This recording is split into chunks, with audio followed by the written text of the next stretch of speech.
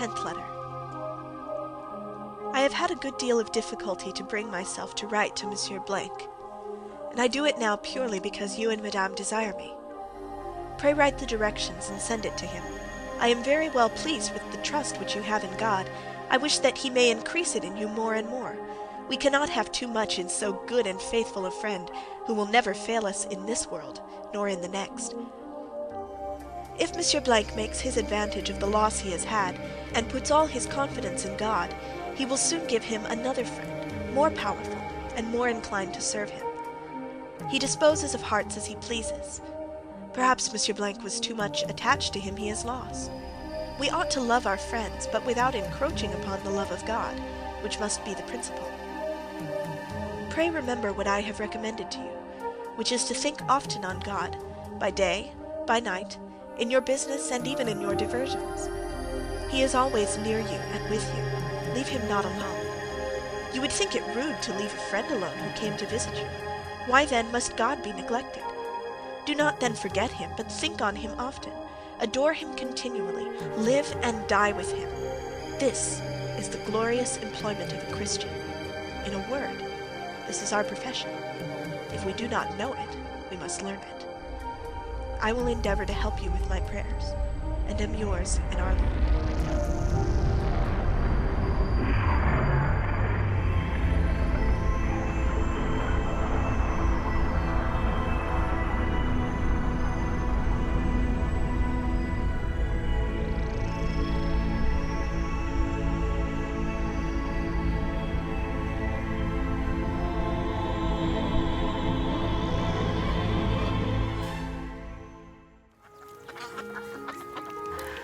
It's a lovely day, isn't it? It is. Do you see what's happening? My situation is near impossible. It's all happiness and contentment. Yeah, it is due in part to the lull in their European war. Mum, I think I'll take a stroll around the lake. All right, John. I'll stay here. Quick, quick, quick, quick. Oh, look at that. I'll be back in a little while. Where is Glubbo? She shouldn't leave the mother alone to enjoy herself. She's hiding behind the moss on that oak tree. Let's follow your patient around the lake. An opportunity may come to spoil his walk. Meanwhile, we will consider our overall strategy.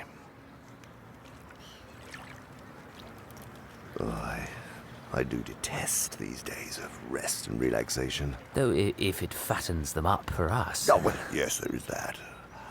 But I am not surprised that there is a corresponding lull in this war of theirs and your patient's anxieties. Do we want to encourage this, or to keep him worried? Encourage it. No, keep him worried. I don't know. Tortured fear and stupid confidence are both desirable states of mind. Our choice between them raises important questions. What kinds of questions? Well, the humans live in time, but our enemy destines them to eternity. He, therefore, I believe, wants them to attend chiefly to two things: to eternity itself, and to that point in time which they call the present.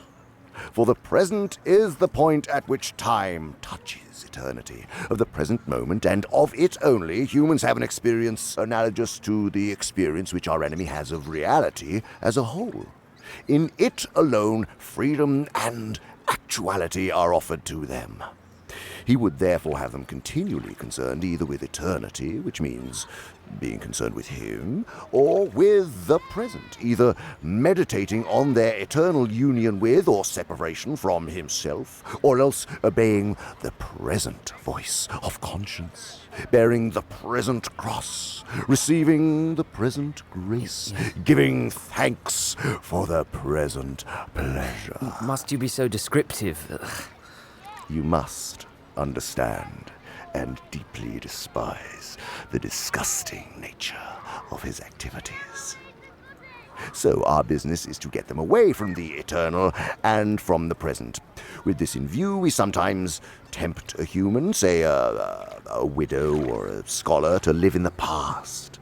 But this is of limited value, for they have some real knowledge of the past, and it has a determinate nature, and to that extent resembles eternity. It is far better to make them live in the future.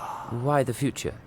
Principally because biological necessity makes all their passions point in that direction already, so that thought about the future inflames hope and fear, and also it is unknown to them, so in making them think about it, we make them think of unrealities. In a word, the future is, of all things, the thing least like eternity. It is the most completely temporal part of time, for the past is frozen and no longer flows, and the present is all lit up with eternal rays. Hence the encouragement we have given to all of those schemes of thought, such as creative evolution, scientific humanism, or communism.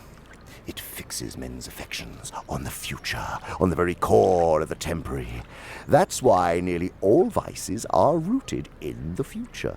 Gratitude looks to the past, and love to the present.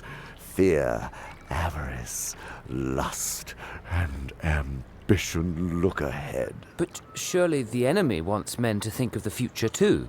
Just so much as is necessary now for planning the acts of justice or charity, which will probably be their duty tomorrow. What does that leave us, then? We want a man hag-ridden by the future, haunted by visions of an imminent heaven or hell upon earth, ready to break the enemy's commands in the present, if by so doing we can make him think he can attain the one or avert the other.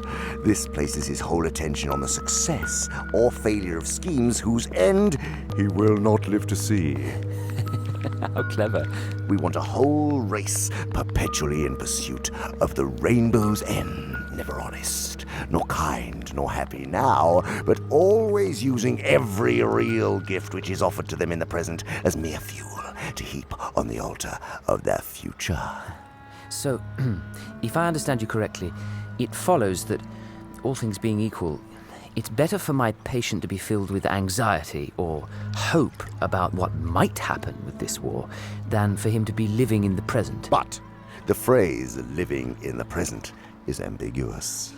It may describe a process which is really just as much concerned with the future as anxiety itself. Your man may be untroubled about the future not because he is concerned with the present, but because he has persuaded himself that the future is going to be agreeable.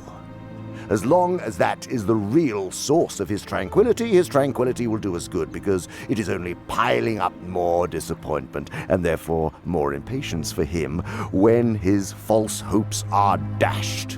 If, on the other hand, he is aware that horrors may be in store for him, and is praying for the virtues wherewith to meet them, and meanwhile concerning himself with the present, because there and there alone all duty, all grace, all knowledge, and all pleasure dwell, his state is undesirable, and should be attacked at once. Right.